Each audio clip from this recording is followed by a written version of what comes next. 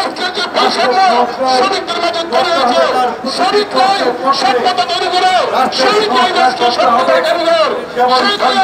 আজকে শ্রমিকদের আত্মসম্মানে উপরিতা প্রবর্তন করে শ্রমিকদের সংগঠন অধিকার থেকে প্রতিষ্ঠা করার জন্য তাই সংগ্রাম করা দরকার। শ্রমিকদেরকে সচেতন হওয়া দরকার, শ্রমিকদের তারা আইনগত অধিকার বোঝা দরকার। সেই ক্ষেত্রে আমরা শ্রমিক সচেতন, শ্রমিকদেরকে সঠিক নেতৃত্ব, শ্রমিক সংগঠন বুঝে শ্রমিকদের অধিকার প্রতিষ্ঠা করার জন্য আন্দোলন করতে হবে, সংগ্রাম করতে হবে। আজকে যে মজুরি, সেই মজুরি আন্দোলন শ্রমিকদের সাথে প্রতারণা করেছেন, ইতিমধ্যে যারা ধন্যবাদ জানিয়েছেন এই মজুরির সময় তাদেরও কেন্দ্র প্রত্যাহার করতে চাই। শ্রমিকদের মজুরি তার অধিকার প্রতিষ্ঠা করার জন্য যে সংগ্রাম, সেই আন্দোলন সংগ্রামকে বেগবান করতে হবে। তারপরে সত্যিকার অর্থে একটা বছর সমাজ, সামনের সমাজের অর্থে এখন আপনাদের সামনে বক্তব্য রাখবেন গার্মেন্টস শ্রমিকরা কেন্দ্রীয় কমিটির সংগ্রামী সহসভাপতি রিকশা ব্যাটারি রিকশা ইজুবেক সংগ্রাম পরিষদের কেন্দ্রীয় আহ্বায়ক শহীদ চালকের জন্য খালিদুজ্জামান লিমন। আমরা স্পষ্ট করে বলতে চাই, এখান থেকে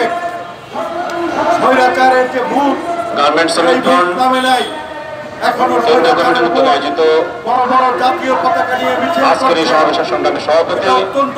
গার্মেন্টস শ্রমিক ফ্রন্টের সংগ্রামী সভাপতি কমরেড হাসান আবিদ বুলবুল, স্বৈরাচারের ভূত থেকে সভায় উপস্থিত গার্মেন্টস শ্রমিক ফ্রন্টের সংগ্রামী সাধারণ সম্পাদক রক্ষা করতে হবে, সেলিম মাহমুদ, করতে হবে। গার্মেন্টস শ্রমিক ফ্রন্টের সংগ্রামী অর্থ সম্পাদক সাইফুল ইসলাম শরীফ, অন্তর্বর্তী গার্মেন্টস শ্রমিক ফ্রন্টের আহ্বান জানাই নেতা আলামিন হাওলাদার শ্রাবণ, গার্মেন্টস শ্রমিক ফ্রন্টের অন্যান্য নেতৃবৃন্দ এখানে যারা আছেন তাদের সকলকে গার্মেন্টস শ্রমিক ফ্রন্ট কেন্দ্রীয় কমিটির পক্ষ থেকে সংগ্রামের শুভেচ্ছা জানাচ্ছি।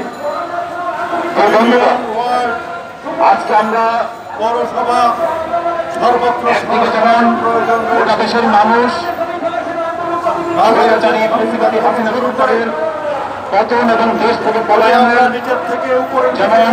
তৈরি করতে না পারি, আজকে উচ্ছ্বাস প্রকাশ করছে ছাত্রদের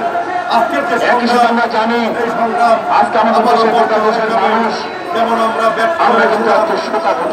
গণঅভ্যুত্থানের পর কারণ যেমন আমরা আমাদের মাঝ থেকে ছিলাম ইতিমধ্যেই শত শত শ্রমিক শ্রমিক জনতা হারিয়ে গিয়েছে। আপনারা জানেন এই আন্দোলনে মুক্তিযুদ্ধের পর গত 6 বছর থেকে যে আন্দোলন শুরু হয়েছে, বাহিনী ভেঙে দিয়ে বিশেষ করে আমাদের প্রিয় ছাত্র মুক্তিযুদ্ধের সাথে এই বিশ্ববিদ্যালয়ের ছাত্র আবু সাইদের পুলিশের সামনে দাঁড়িয়ে কুর্চিতে দাঁড়িয়ে তার যে আত্মাহুতি, সে একের পর এক গোটা বাংলাদেশের মানুষ এখানে আমাদের ছাত্র জনতা শ্রমিক তারা যে অভূতপূর্ব আন্দোলন শুরু করেছিলেন, সেই আন্দোলনে আমরা দেখলাম পুলিশ কিভাবে পাখির মতো ছাত্রদেরকে হত্যা করেছে। ইতিমধ্যে আপনারা সেই সমস্ত ভিডিও, আপনাদের ক্লিপ ইতিমধ্যে আপনাদের সামনে দেখেছেন। স্বরাষ্ট্রমন্ত্রীর উপস্থিতিতে